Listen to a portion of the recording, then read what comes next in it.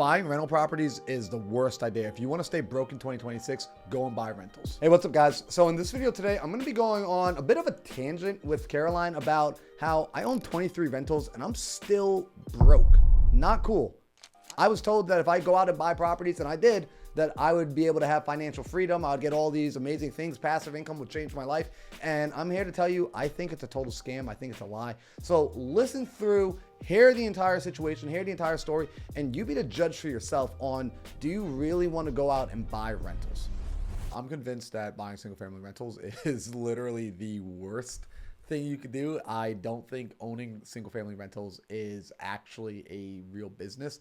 And I own over 23 rentals, and I look at my P&Ls, and at the end of the year, we're lucky if we break even. And like, that's just the reality. And I actually thought maybe I was doing something wrong, and maybe I'm just really bad at business and bad at real estate.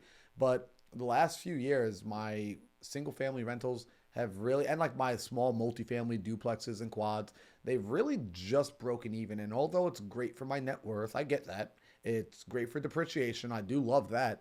I don't think single family rentals are actually a good business model at all. Actually, in fact, I think it's kind of the worst business model. And it's funny because I think it's also the most commonly sold business model as far as like go out and buy rentals and, you know, this is how the wealthy become wealthy. It may be what they start, but it's not, the goal is not to build this massive portfolio.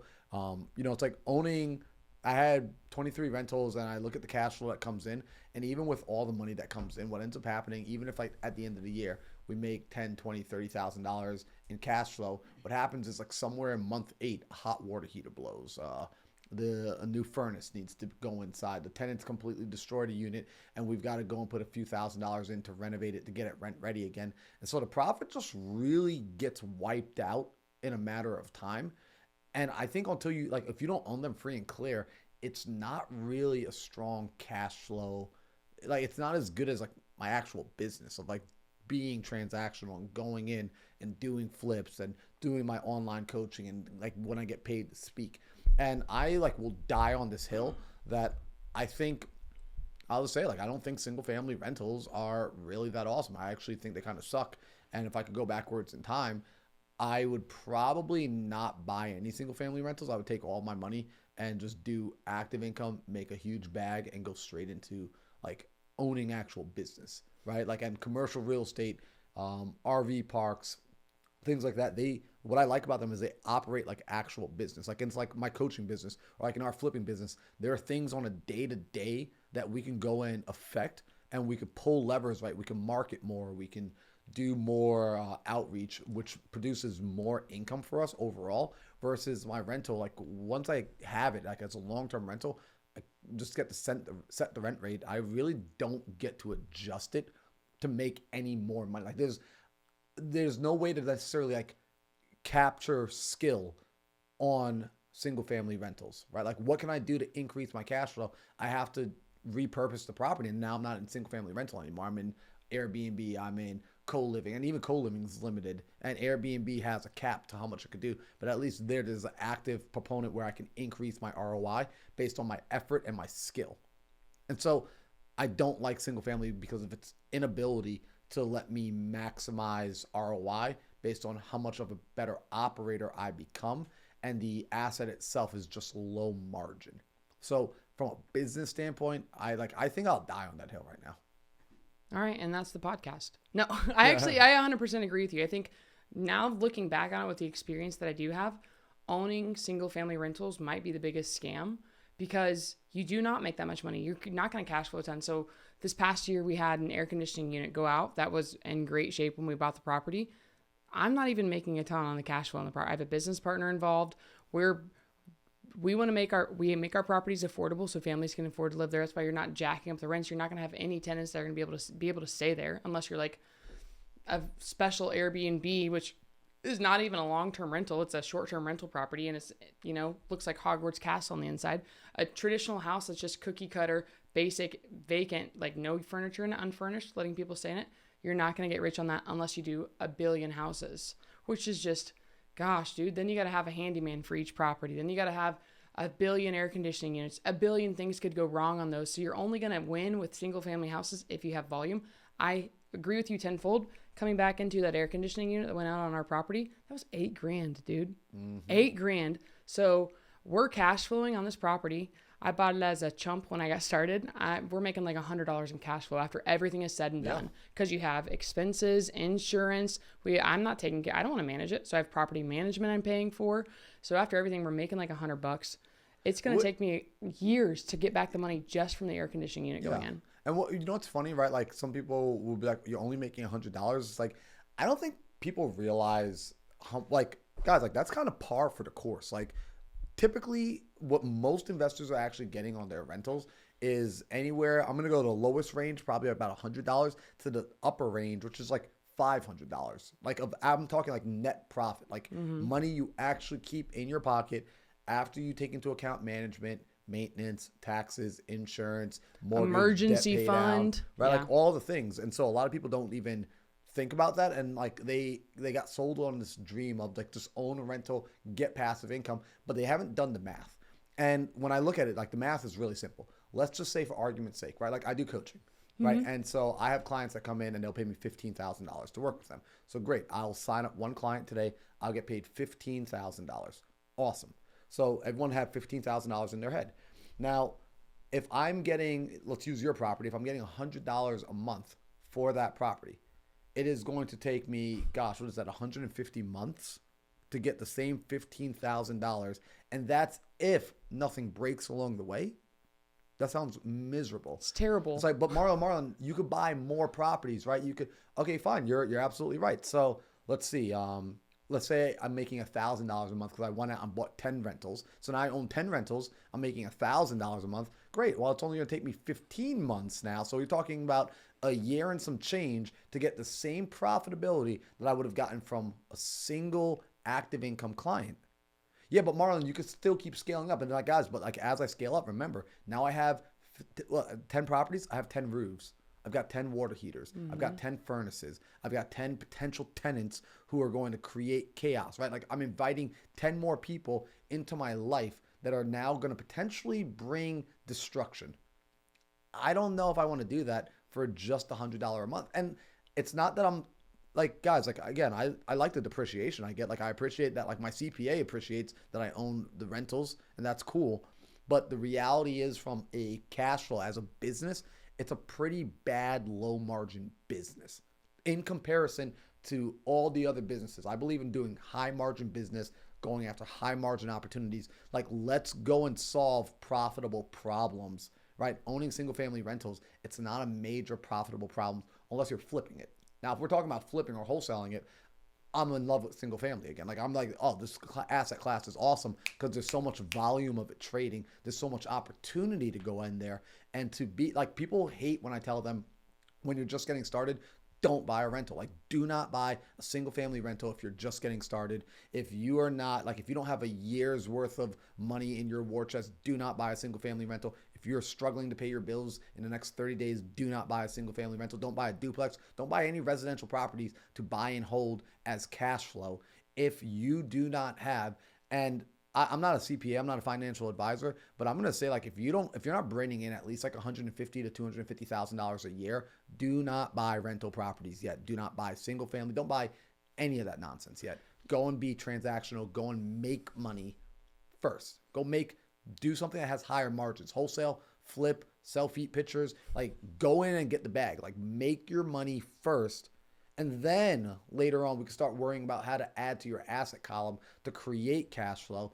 But we'll talk about better assets than even single family. Like, I'd rather be a private money lender than to be like a person owning rentals. I think you hit the nail on the head. And the other thing that you need to keep in mind is it's more of a way to preserve your wealth. It's not a way to get rich. You're going to buy this and it's going to hold value, and you're going to hope they're not going to print more money and inflate the dollar anymore. But it's a real asset. I can see it's holding my money. Typically, the real estate market has gone up, even though it has plateaus. It typically goes up with the dollar inflating, but that's a way to protect your wealth and have your net worth go up. It's not going to be a quick way to get a big return unless you're flipping it. So I think you hit the nail on the head. And a lot of people think they're going to, like, we talked to somebody who's, and I love it. We get to talk to a lot of new investors that are getting started, but this guy was a pizza delivery driver. And he's like, what do you want to do this year? Well, I want to buy 30 rentals so I can get out of my W-2 and I can get into this full time. And it's like, Brother, that's a pain. One, we don't know how to identify an opportunity. You don't even know if the numbers are going to work. Two, you don't know how to talk to the person to see if they even want to sell. Because when we got started, we were talking to the most unmotivated homeowners. Anybody who had a pulse that answered the phone, like, hey, would you like to sell your house? No, leave me alone. And we were wasting our time. So I think I agree with you. I think the best skill if you're going to get started in real estate is to actually find opportunities and bring them to people who are going to buy them. Yeah. So you're just going to learn and earn with a team that already has a layout you can copy. There's no reason to recreate the wheel, but work with people who have already got their teeth kicked in. Like don't go on your own and say, I'm going to go buy a bunch of rentals and this is going to work out for me. We know countless people who went into getting properties that they were going to do lease options with and ended up finding they bought them in the wrong market. They couldn't get anybody to fill them, and they ended up buying them where they did not cash flow enough for them. So now they're on the hook for those mortgages. Dude, well, that's the thing. Like people forget the fact that when you go out and buy these properties, like they're only looking at if everything works out perfect. Like I love when I watch people underwrite their properties because they always underwrite it with 100% occupancy. Like guys, like it's not always going to be occupied. Like someone, and it's not always for a negative thing. Like what if someone they get married and they want to move into a bigger property? Well, guess what? They're going to leave the unit. And then what if they leave at the end of the month? You're very rarely just replacing a tenant in the same day that a tenant walks out because you typically need to go into the unit and refresh it. So usually at the minimum, your unit's going to be offline for a month. What's the minimum? What's the longest? The longest I've had one of mine be vacant is 8 months.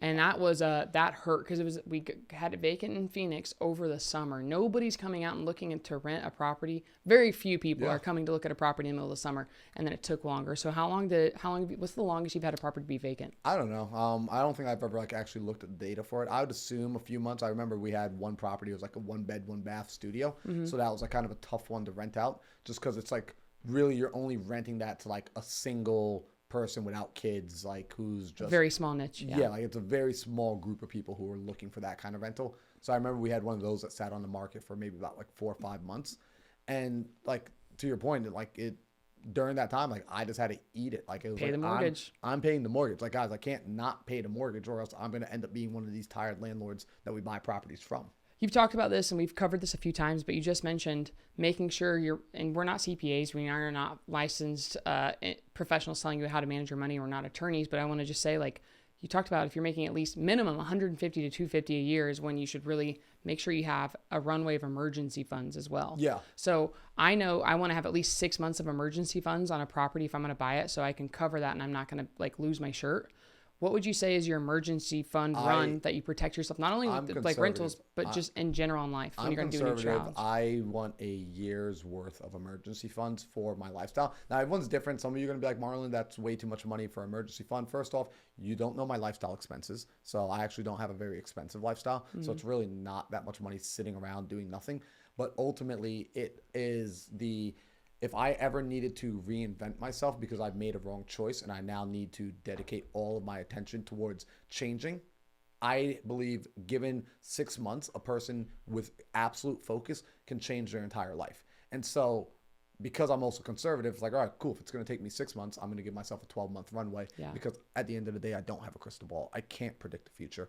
And this is just how I choose to live. And if you don't agree with me, that's fine. That's your God-given right. Like you can say, Marlon, I disagree with how you live. I disagree with how you invest, but also understand in these last several years, as I've been investing, I've watched a lot of people who I thought were smarter than me and who I thought were more capitalized, had more experience. I've watched them get into worse situations and watched those situations take them out of the game entirely. So although I wasn't the fastest dog in the race and I wasn't the biggest dog in the race, I'm still in the freaking race. Like I'm actually still here doing the thing. I haven't screwed anybody over and I have not jumped off of the edge of the building yet. I've been close with like some of the deals I've done and like the knucklehead things, but ultimately I've built a strong foundation by having just some very simple rules. And it's by really, I think, one of the things is like I'm influenced by people like Charlie Munger and Warren Buffett. Mm-hmm. And Charlie Munger and Warren Buffett talk about this, right? If the deal's not an obvious hell yes, then it's a hell no. Mm-hmm. And they believe in like just doing big margin deals. They're like, look, you don't have to. It was Charlie Munger that said you only have to get rich once, right? Like if you do it properly, you really only have to get rich once. You only have to figure this thing out once. And a lot of people are trying to get rich quick, not get rich. Right. And so I think that do it quick mentality leads them into making dumb mistakes and they forego a plan because they're just so ready to rush into things. So, yeah, like I am a little bit more conservative. I do believe have a 12-month runway for yourself as far as like, do you have 12 months of your personal lifestyle, your life expenses stored up?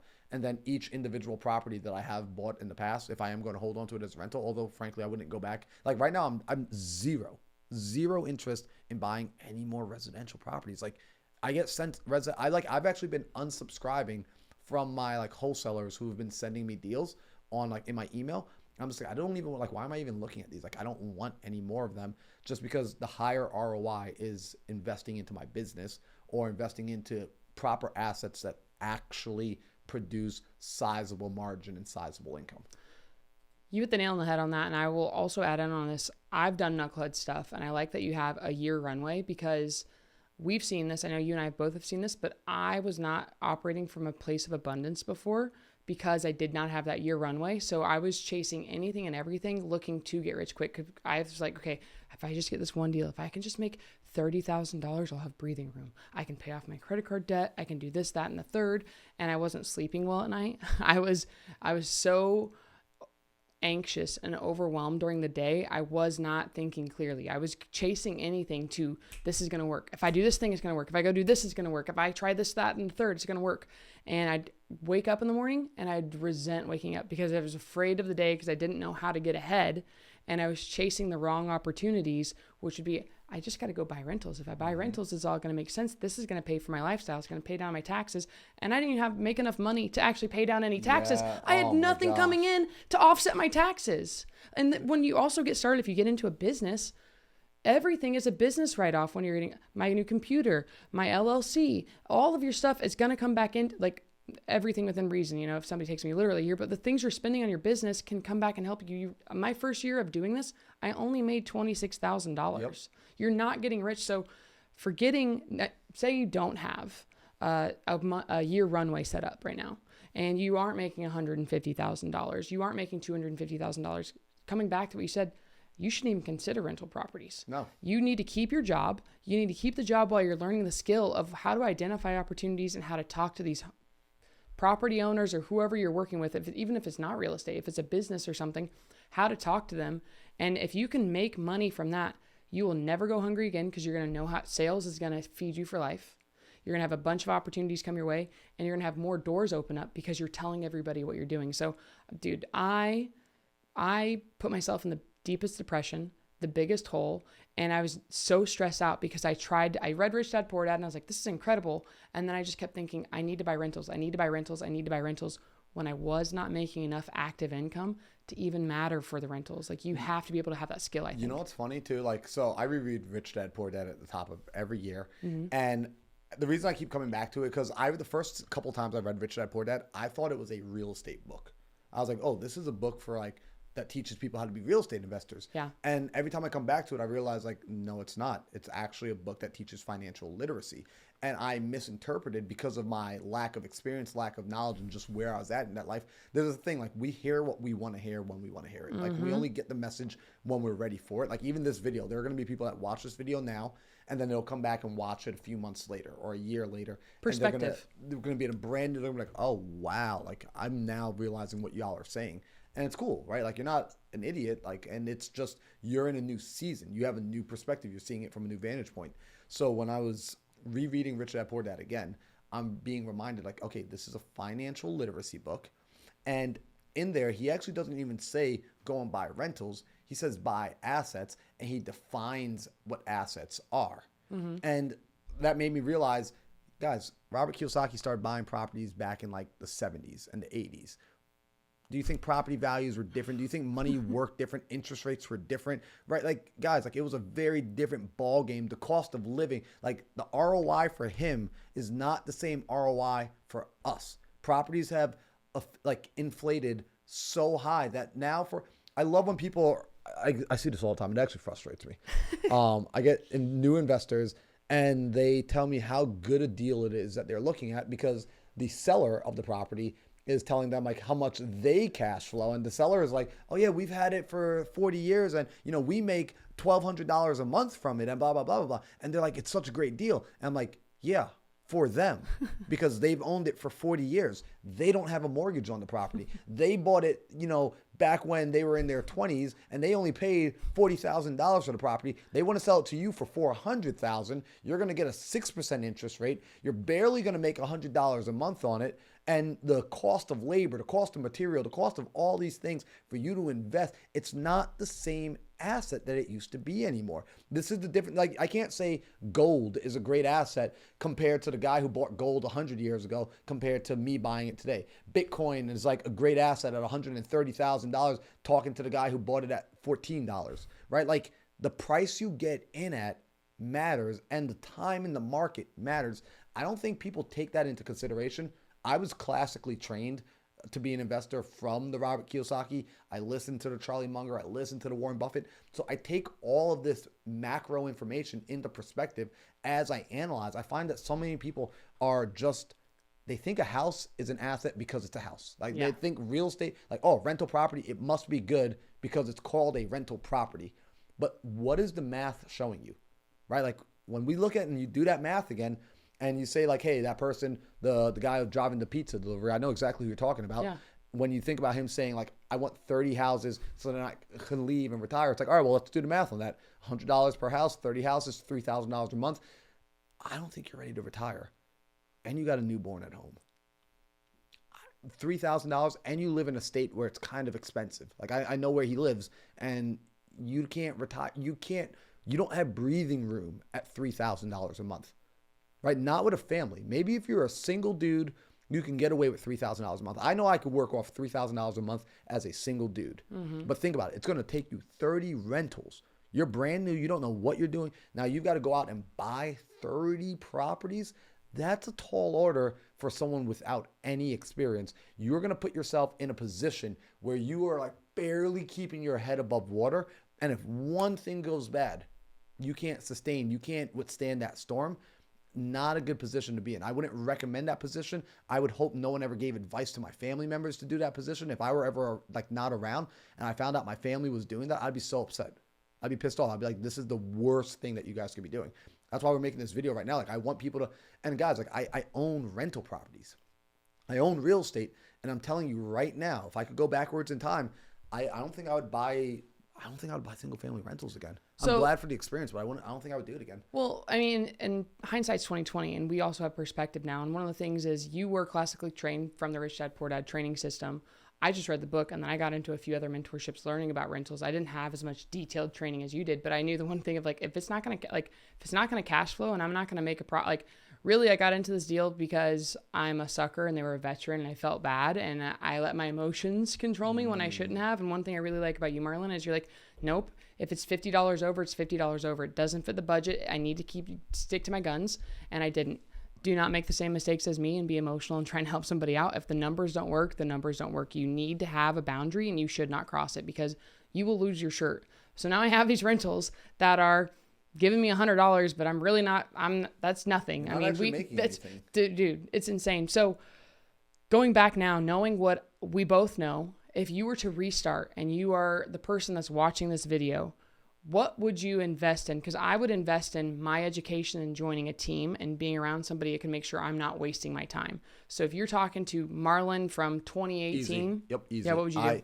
So I believe in a PPC balance. So production capability. PPC. Production capability. Okay. So production is ultimately the golden egg, right? Like, you know the analogy of the goose that lays the golden eggs? Yeah, but to explain it one more time for me. Yep. So the production is there's a farmer, right? This farmer goes into his farm. He sees that the goose is sitting on something. He lifts up the goose. There's a golden egg sitting there. He's like, oh, what the heck? Takes it to the marketplace, realizes it's real gold, sells it, and makes a profit. The next morning goes back, the goose lays another golden egg. And so he goes out and he just keeps selling these golden eggs. And eventually this farmer becomes a very, very rich man. But as he becomes a more and more rich man, he starts to get a little bit greedy and he starts to say, man, why do I have to keep waiting for just one golden egg a day? You know what? I know what to do. I'm going to go inside the goose and I'm going to get all the golden eggs out right now so I can sell them and become the wealthiest man alive. So he goes in, he kills the goose and he guts it open.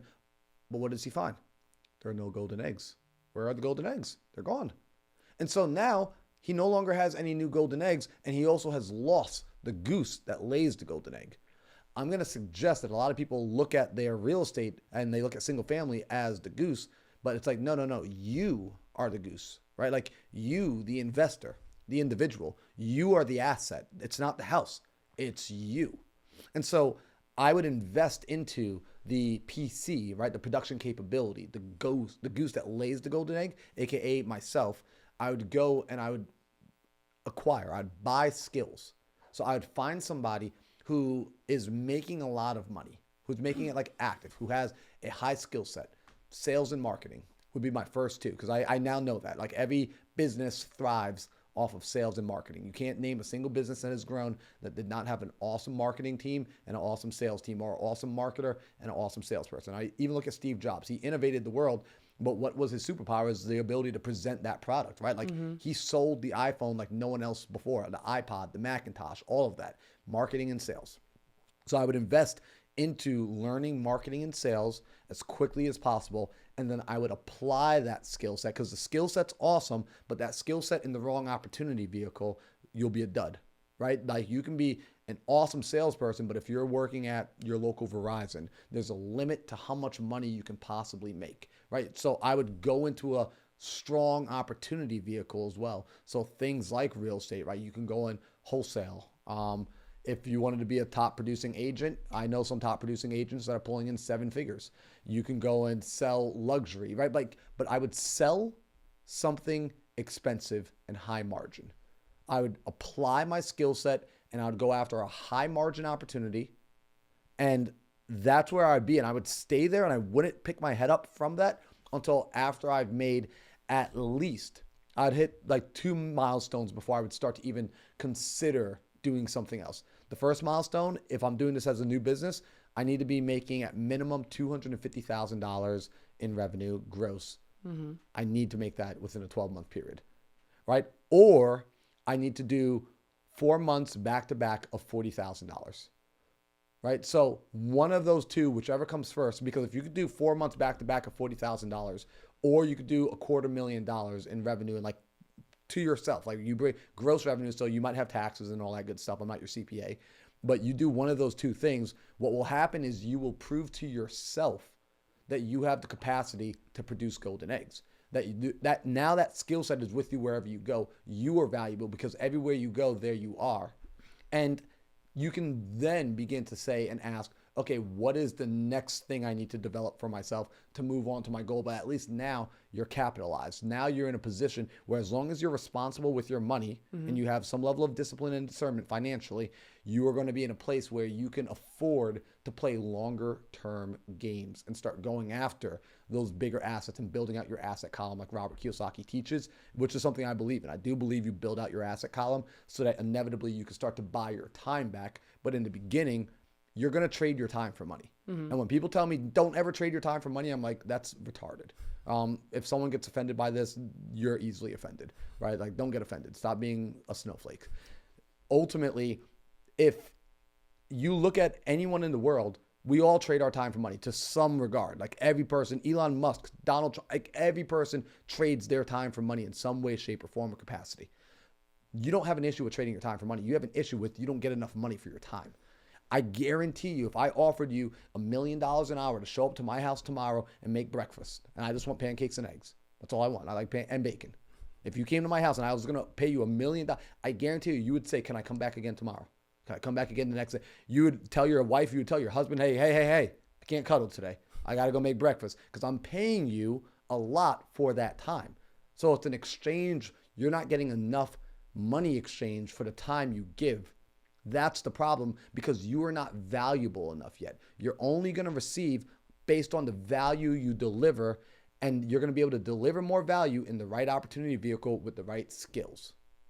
You know, wow, man, what you just said, everything I was thinking. I know. No, but you know, so I want to read something, but before I do, I want to highlight something. When I first got started, when somebody comes up to you and they want to get into all these things, I have a lot of people that they see the potential. They see what there's the potential of them, but they haven't cultivated the skills yet. They don't actually know what they know what's potentially possible from other people, but they don't know how to accomplish it. But they want to make 50% of a deal, 185% of the deal. They want to get paid a ton up front when they don't actually have the value. They're not making good pancakes. They're not making good bacon and eggs. They think, well, I do an okay job. I'm a little distracted. I'm not really focused on one thing, but I can do a bunch of stuff at one time. Can I get the full pay for this? So what do you do for the people who believe in the potential, but they see that they have it right now and they think they have the skill set? They haven't earned it yet. I tell them they are not worth what they think they're worth. Right, like as far as the marketplace is concerned, at the level of the soul, I think every human on planet Earth is equal. Right, we are all equal at the level of the soul. Right, like that's my morals, that's my religion. You're a human being, Right, but in the marketplace, we're not all equal, brother. And like, again, like these are like for the people that get like easily offended. If you think you're worth value because you're aware, this is one of the hard things. People think because they become aware of the opportunity and the potential, that means they're also deserving of it. No, you're deserving of it when you earn it. We are paid for what we actually produce. You shouldn't be paid from, I could potentially do this. I don't care. I want done is better than perfect. Let's get it done and let's keep fixing it. Yeah. Okay. So you're paid for what you actually produce. Here's a funny thing too, right? Even when it comes to like the skills, right? Like, guys, like you don't learn skills, you train skills. And so people will think, well, I'm aware of what I need to be doing. Great. But can you perform it? Right? Like, I'm aware that I need to make the calls, but are you making the calls? I'm aware that I need to say this on the sales conversation, but are you saying it? I'm aware that we need to market, but are you marketing? So you don't learn something, you train something. And so when you start to train it and you can demonstrate and you can give evidence and proof that you actually can deliver on this value, then you become more valuable, right? Think about like if you were just the person in the audience listening right now, like put yourself into the position of you're now the boss. Right? Like I'm making you the boss of the company. You now drive the car, you make the decisions, and you have in front of you two people, and you got to choose who you're going to bring on and who you're going to hire and the compensation for them. And the person to your left is somebody who has watched every YouTube video. They know what to do. They're aware of it. They read the books. They haven't actually done any of it yet, but they're aware of what needs to be done.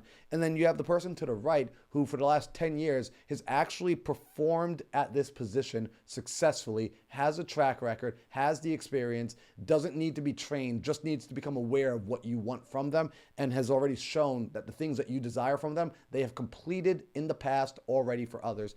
Who are you going to compensate more? Who are you going to, first off, if you can only choose one of them, who are you choosing? It's clear it's going to be this individual, right? And then as far as compensation, let's say you bring them both in for an opportunity. Who's likely, just theoretically, to get paid a higher amount? Like if you had to split a deal and they both worked on a deal, just based on what I said, who do you think was most likely the one carrying the bulk of the effort and the bulk of the work, and that should be compensated well so that they want to stay? The other person, they may have the desire to be there, but they have not yet earned their stripes. And so I want you to really be aware of that for yourself, because when we want that from other people, a lot of times people want from others what they are not first willing to give of themselves. And I think of it like a relationship. All right. Like if I want my girlfriend to be in shape, if I want her to, have hobbies, if I want her to be a kind person, if I want her to be adventurous, like I should probably be those things as well. I can't demand of another person something I am not first willing to give of myself. Oh, you hit the nail on the head. And I want to go back just a little bit on what you said a minute ago. I took the note from Hormozi and I wrote this down. I share this with my team today. If you don't track, you don't care. You're not having any results. You can't prove to me. So sure, you want to get paid on this. You want to be paid what you think you're worth. Well, what have you done? Why do you think you're worth this? Well, I did. I went out and made a bunch of calls and I had a bunch of connections with people. Okay, prove it to me. Where is it?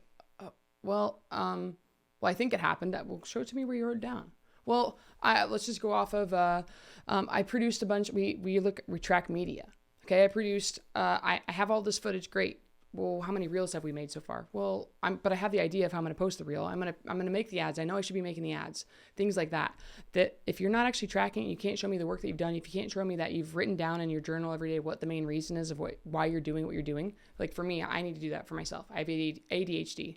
If I don't keep reminding myself why I'm showing up and doing something, I'm going to get pulled in 40 different directions. I'm going to lose track of what's important. I have like an entire database of the important projects I need to work on and where they are in relativity, like what's the highest return on investment? What's my best ROI? So what is the highest use of my time to get the fastest and best return for me? So should I be making ads right now if I don't even have a sales process? I shouldn't be pushing ads out if I don't even know how to talk to somebody. I shouldn't be focusing on getting a gym membership if I don't even have the habit of waking up and going for a walk or eating well or tracking the food that I'm bringing in. Those are just a few of the examples, but I think that's really important. Brought me into this quote that we both know very well. Let me bring it up so I can read it to you guys exactly. Okay, everything compounds over time. Your skills, your relationships, your income. But your income will never exceed your personal growth. Become the man first, the person first. Success doesn't respond to chasing. It responds to who you become. And we can't outwork our personal development. If we are not worthy of that, if we don't actually have the results to go behind it, we will never get to where we want to go. And that comes back into trying to get rich quick from buying rental properties when that's not always the highest and best use of our time. So I really like that you said that. And I agree with you. Like, it was really cool. One of my cousins, love him. He's like, man, I don't have a girlfriend yet. I was like, okay, well, and then he already brought up I'm not worthy of a girlfriend. I'm not worthy of the woman that I want because I'm not being held accountable. I'm not in the best shape of my life. I don't deserve somebody who is in the best shape of their life, that is producing a fair income that I can be compatible with, where we're both taking care of our own checks and it's not like it's in balance, because I'm not holding myself to that standard. So how can I ask somebody of the same standard when I don't hold myself to it? So I really love that you drove home on that, because I think we get excited by when we hear information and we want to show everybody we're really smart. It's that little professor in our head, like, I understand, I know what you're talking about, I can chime in on this, but we don't have the results to back it up. And I think that comes also into, now we know, dude, we bought the single family houses. We know it's, I don't want to do it anymore. It's not worth the return, but we failed. At least we did it. Yeah. And I think failure is a requirement. And so many of us are afraid of looking foolish when you shouldn't be, if you have no money in your bank account. And like, this is just for everybody on here. If you didn't know this, I talked about this today on a Zoom I had to do. I've been poor. I've been really broke. Like, I've been so broke. I had a 2005 Jeep Cherokee Laredo, and I don't know why, I listened to my mom. She told me to take this car because I wouldn't have a car payment. Dude, this thing had every problem possible. And if I can remember correctly, there was a leak in the main seal. I think where like the drive shaft was. I was leaking like 3 quarts of oil a week. It was insane. I had so little money at the time. I was like, well, I know this engine's going to blow. I know this car's not going to work. I'm not going to put a dime into this. So I was going to drive it until it exploded. It got so bad. The tires on my Jeep were so bald, I could see the wire mesh on my tires like coming through. So I'm like, okay. So what I did is I'd carry the freaking tire pump in the back seat of my car. It would plug it into the cigarette outlet when I go, and I wouldn't drive far because I knew this car, I'm not going fast in this car and I'm not going far. I could go to the grocery store and the few things around town that I needed to, plug it into the cigarette outlet, pump up the tire while I'm in the parking lot before I go to my next destination. I was leaking so much oil. I went to the Take 5 oil place to get it refilled. And what I'd end up doing is I found out you can either go 6 months or 3,000 miles and get unlimited oil top-offs. So your girl was burning through 3 quarts of oil. I was best friends with the guys at Take 5 Oil. I was there every single week talking to them, top me off. I was like, hey, I'm just going to fill this up until I don't need it anymore. And then I started making money because you got to live below your means. So I've been so broke to where I'm like, I don't know how I'm going to make ends meet. On Christmas Day of 2020, I had $15.78 in my bank account. I was staying at my best friend's house. They were letting me sleep on their couch. I was basically homeless except for my friends were letting me stay with them. So what did I do too? I was not thinking in the right mind. It's like, if I just make this money, if I go try this new challenge, if I go do this new thing, I can get rich really quick. And it actually caused more anxiety and more stress to me. And I remember actually talking to you, Marlon. This is like when we just started our friendship. It's like, dude, beginning of December, I had $500 in my bank account. I was like, bro, should I get a job at McDonald's? What do I do? Like, I'm all over the place and I'm not having consistent income coming in. And I don't even know if you remember, I remember where I was when we talked about it. You really helped me get dialed in. And then moving in and actually living with you probably was the biggest catalyst for me, because I got to hang out with a super focused mindset guy.